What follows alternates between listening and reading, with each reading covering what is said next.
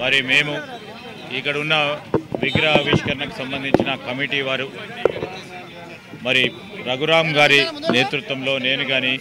MP గారు MLC గారు అదేవిధంగా మా మల్రెడ్డి రామరెడ్డి గారు మిత్రులందరం కూడా పాల్గొనడం జరిగింది. రాము నేత గారు ఈరోజు వారి ఆశయ సాధన గురించి మొదటగా స్వాతంత్రం గురించి పోరాటం చేసి స్వాతంత్రం తర్వాత నైజాం ప్రభుత్వానికి వ్యతిరేకంగా వారు పోరాడడం, తదుపరి తెలంగాణ రాష్ట్రం ఏర్పాటు కావాలని మంత్రి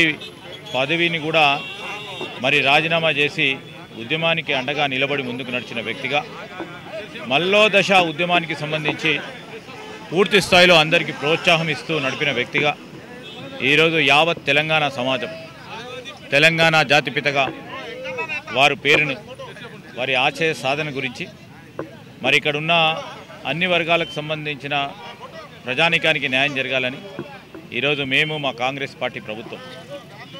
ముఖ్యమంత్రి రేవంత్ రెడ్డి గారు ఈరోజు యావత్ కాంగ్రెస్ పార్టీ ప్రభుత్వం వారి ఆశయ సాధన గురించి వారి ఆలోచన